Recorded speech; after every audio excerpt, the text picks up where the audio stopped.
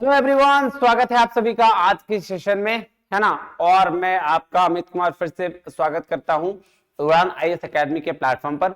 Sir, आज हम बात करने वाले हैं कि एपीआई स्कोर क्या होता है ना। क्योंकि लास्ट 2-3 वीडियो में सर बहुत बात हो गई API score, API score, API score होता क्या है ये एपीआई स्कोर, है ना। आज हम उसकी चर्चा करने वाले हैं, तो जल्दी से फटाफट जितने भी सारे लोग हैं आ जाइए, है ना। और फटाफट से वीडियो को शेयर कर दीजिए, क्योंकि जो भी लोग असिस्टेंट प्रोफेसर बनने वाले हैं, यूजीसी नेट की तैयारी कर रहे हैं, असिस्टेंट प्रोफेसर की तैयारी कर रहे हैं, उन सारे लोगों का, है ना, उन सारे लोगों का ये सवाल जरूर होगा कि सर एपीआई स्कोर क्या होता है। ठीक है, क्योंकि यही एपीआई स्कोर डिसाइड करेगी कि भाई साहब आपका जो आपका एग्जाम होना है असिस्टेंट प्रोफेसर का, उसमें आपका सिलेक्शन किस बेस पर होगा, है ना। आपका सिलेक्शन किस बेस पर होगा। तो हम ना पहले आपको समझाते हैं कि सर एपीआई का फुल फॉर्म क्या है। एकेडमिक परफॉर्मेंस इंडेक्स, क्या बोलते हैं इसको, एकेडमिक परफॉर्मेंस इंडेक्स। ठीक है सर जी। अब ये एकेडमिक परफॉर्मेंस नाम से सुनने में लग रहा है कि जितने भी हमने क्लासेस ऑलरेडी डिग्रीज ले रखी हैं उसमें आपका परफॉर्मेंस कैसा रहा, उसका इंडेक्सिंग करना, है ना। सर कैसे होती है, अब देखो सबसे पहले समझो कि इसकी जरूरत कहां है। आज हम शुरू करते हैं थोड़ा सा काम। सर एपीआई की जरूरत कहां है, एपीआई की जरूरत कहां है। एपीआई की जरूरत जब आप असिस्टेंट प्रोफेसर का एग्जाम देते हैं, असिस्टेंट प्रोफेसर का एग्जाम देते हैं, है ना, तो उसके बाद पड़ता है। देखो दो तरीके से आप असिस्टेंट प्रोफेसर बन सकते हैं। कैसे कैसे सर, जब भी किसी भी पीएससी यानी पब्लिक सर्विस कमीशन में गवर्नमेंट की वैकेंसीज निकलती हैं, है ना, तो जो सिलेक्शन होता है वो दो तरीके से होता है। कैसे सिलेक्शन होता है सर, एक सिलेक्शन होता है आप यूजीसी नेट क्वालिफाइड हैं, यूजीसी नेट क्वालिफाइड है, आप एलिजिबल हैं एग्जाम में फॉर्म भरने के लिए। तो क्या करना पड़ेगा सर, आपको कुछ नहीं करना है, आपको बस क्या देना है, इंटरव्यू देना है। क्या देना है, इंटरव्यू देना है, इंटरव्यू देना है। और उसके साथ साथ एपीआई स्कोर जो जितना ज्यादा होगा आपका उतना फायदा होगा। एक ये तरीका है, ऐसे सिलेक्शन होता है। हमारे बिहार झारखंड में इसी प्रोसेस को फॉलो किया जाता है, हमारे बिहार झारखंड में इसी प्रोसेस को फॉलो किया जाता है। दूसरा प्रोसेस क्या है सर, दूसरा प्रोसेस ये है कि आप एक एग्जाम दीजिए। पहले तो आपको यूजीसी नेट का एग्जाम क्वालिफाई करना पड़ेगा, या फिर पीएचडी करना पड़ेगा, या पीएचडी।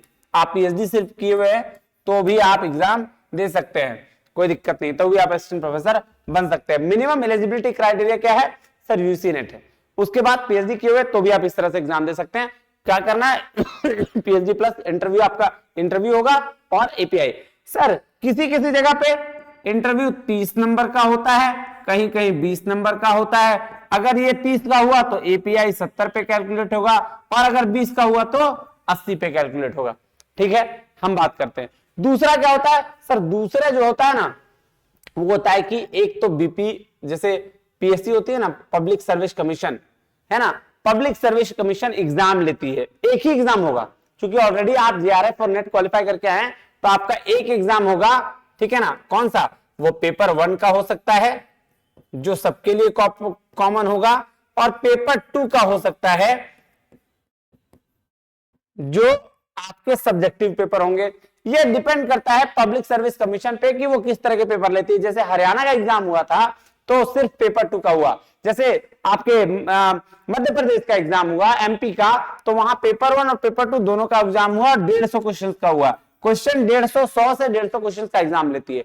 आप जब ये एग्जाम क्वालिफाई कर लोगे, जब ये एग्जाम क्वालिफाई कर लोगे, तो फिर आपको देना पड़ेगा क्या, इंटरव्यू। इंटरव्यू, हाँ, ये देना पड़ेगा।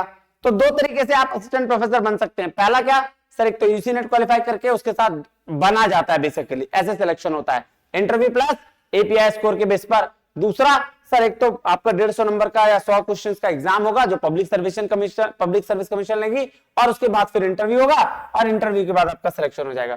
ठीक है, तो आज मैं बात करने वाला हूं इसकी एपीआई स्कोर जो 70 से 80 नंबर की होती है उसकी बात करने वाला हूं। ठीक है, ये तो सिंपल प्रोसेस है, एग्जाम दो, इंटरव्यू दो, काम खत्म। यहां पे आपको दिक्कत आएगी, कहां सर, कि पीएचडी जो कर लिए वो फॉर्म भर सकते हैं, यूसी नेट क्वालिफाई हो गए तो फॉर्म भर सकते हैं, लेकिन सर इंटरव्यू तो 30 ही नंबर का होगा ना, जो हमारे बिहार झारखंड में होता है। क्या होता है सर, इंटरव्यू तो 30 ही नंबर का होगा ना, 70 नंबर क्या होगा एपीआई, या फिर इंटरव्यू तो 20 नंबर का होगा ना, 80 नंबर क्या होगा एपीआई। यही एपीआई को डिस्कस करने वाले हैं आज हम। क्या करने वाले हैं, एपीआई को डिस्कस करने वाले हैं। अब सर कैसे कंसीडर करते हैं, क्या कैसे एकेडमिक परफॉर्मेंस इंडेक्स को देखा जाता है। देखिए हर यूनिवर्सिटी का इसको क्राइटेरिया होता है, यूजीसी के बेस पे अलग अलग यूनिवर्सिटी जो है अलग अलग क्राइटेरिया डिसाइड करती है। मैं आपको समझाने की कोशिश करता हूं किस किस बेस पर होता है आपका सिलेक्शन, है ना, किन किन चीजों का सिलेक्शन करती है एपीआई स्कोर में। तो सबसे पहले आपका करेगी ग्रेजुएशन का, बीकॉम किया है आपने, बीए किया है आपने, क्या किया है, फिर आपको करेगी एमकॉम किया है आपने या एमए किया है, क्या किया है आपने, फिर यूजीसी नेट क्वालिफाइड है या जेआरएफ है, यूजीसी नेट है या जेआरएफ है ना,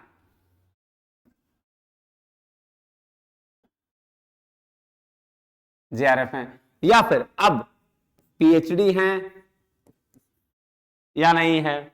ठीक है, पेपर पब्लिकेशन कितना है आपका, पेपर पब्लिकेशन कितना है, आपके पास बुक पब्लिश्ड कितने हैं,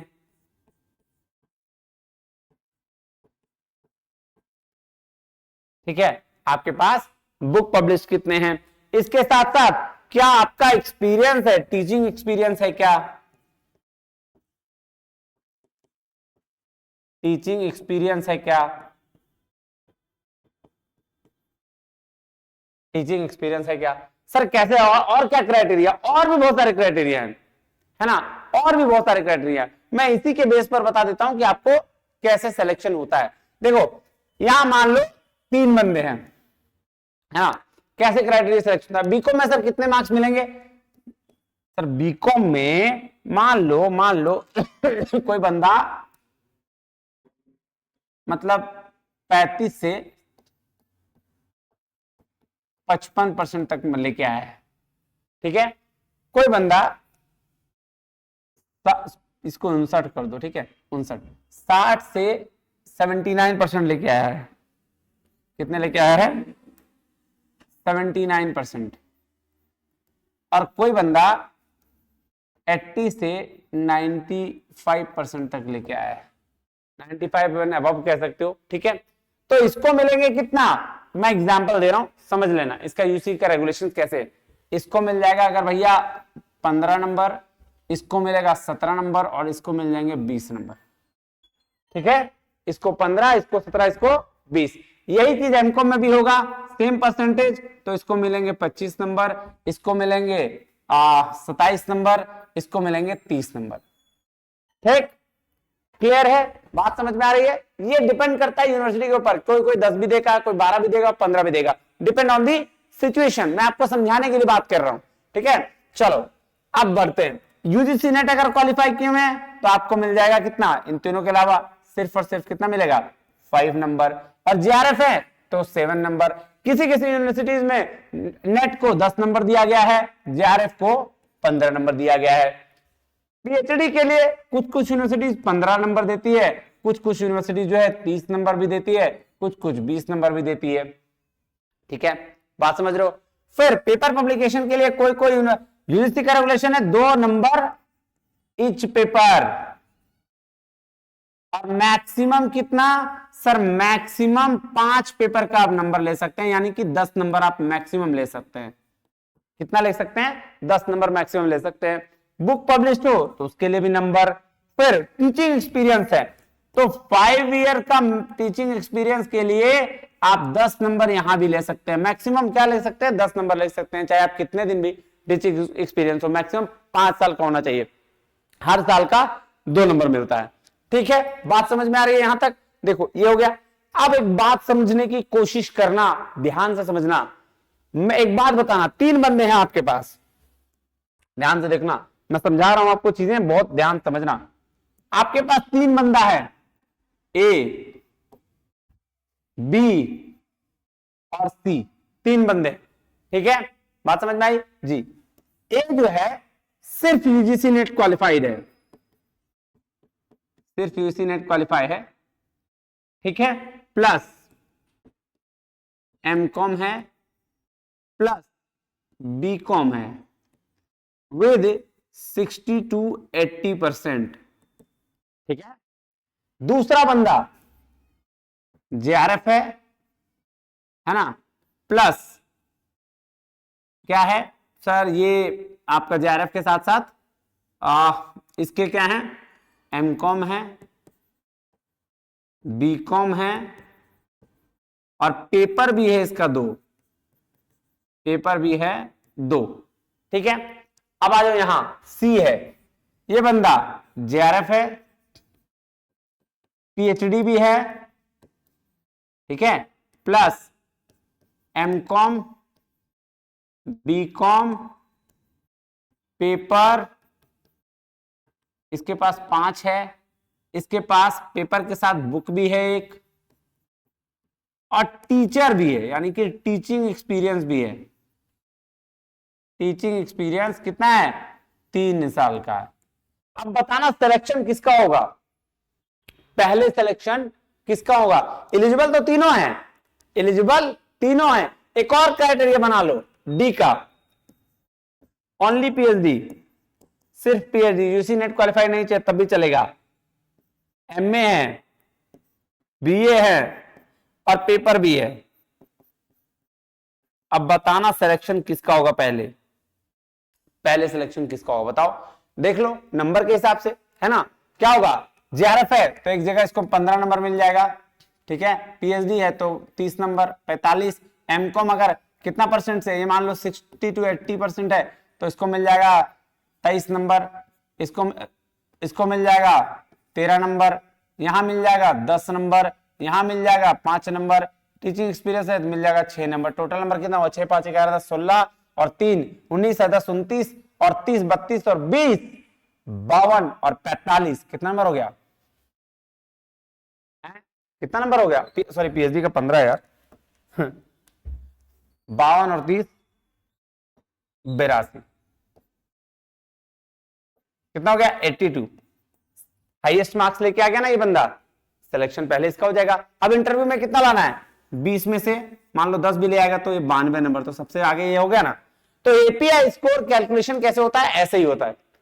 आप जितना अधिक से अधिक पेपर पब्लिश कराएं, जितना आपका अच्छा मार्क्स हो बैकग्राउंड में, जितना आप अभी परफॉर्म कर रहे हैं, अच्छे जर्नल्स में पेपर पब्लिश करा रहे हैं, इसके बेस पर। अब इसको देखो, जेआरएफ है 15, एमकॉम है 23 13 और पेपर 2 है तो 6 नंबर, सॉरी 4 नंबर, क्या है 4 नंबर, क्या हो गया, तो 13 17 23 कितना हुआ 40 4 44 है ना, सॉरी 13 17 और 23 40 और 15 55 नंबर, 55 नंबर हो गए इसके, मात्र 55 नंबर। इसको देख लो सर, 10 23 और 13 कितना हो गए 36 और 10 46 नंबर, है ना। इसको देख लो सर, 15 एमए में भी हो गया 23, बीए में भी हो गया 13 और पेपर अगर 2 है तो या 3 मान लो तो इसके हो जाएंगे 6, कितना हो गया जोड़ लो सर 36 और 6 42 और 5 47 10 57 नंबर, देख रहे हो। तो सबका नंबर में से टॉप पे कौन रहा, ये रहा, सेकंड में कौन रहा, ये रहा, थर्ड में कौन रहा, ये रहा, ये रहा। ये हो गया इसके स्कोर, एकेडमिक परफॉर्मेंस इंडिकेटर या इंडेक्स बोलते हैं इसको, है ना। ये आपके परफॉर्मेंस है, आपका परफॉर्मेंस बैकग्राउंड में कैसा रहा वो ये बताता है। अब इस बेस पर 80 में से 70 75 वही ला सकता है जिसने अच्छा काम किया है अपने फील्ड में, जिसने अच्छे पेपर्स पब्लिश किए हैं, जिसके बुक पब्लिश है, जो बीकॉम में अच्छा पढ़ा है। तो इस बेस पर अब क्या होगा, ध्यान देना, अब क्या होगा, अब सर 20 का इंटरव्यू होगा और 80 का क्या होगा सर, 80 नंबर का जो होगा वो आपका एपीआई स्कोर होगा। समझ में आया बात, क्लियर हुआ कि एपीआई स्कोर क्या होता है? एपीआई स्कोर आपके एकेडमिक के परफॉर्मेंस का इंडेक्सेशन होता है, इंडिकेटर्स होता है, और सिर्फ इसी इंटरव्यू में गेम हो जाता है। इस इंटरव्यू के बेस पर सिलेक्शन होना है ना। इसीलिए जब भी आप रिसर्च करें, जब भी आप मतलब असिस्टेंट प्रोफेसर बनना चाहें, तो अपने फील्ड में बेस्ट से बेस्ट काम करें, जिससे क्या होगा, आपका सिलेक्शन होने के चांसेस बढ़ जाएंगे। ठीक है, कोई दिक्कत नहीं सर। चलिए, तो आज के लिए इतना ही। ये वीडियो आपके लिए मुझे लगता है बहुत अच्छा रहा होगा, जिससे आपको समझ में आएगा कि एपीआई स्कोर होता क्या है और हम कैसे इसको कैलकुलेट करते हैं, कोई भी यूनिवर्सिटी कैसे इसको कैलकुलेट करती है। ठीक है, चलिए फिर मिलते हैं अगले वीडियो में, तब तक के लिए बहुत बहुत धन्यवाद। Thank you very much. जय हिंद।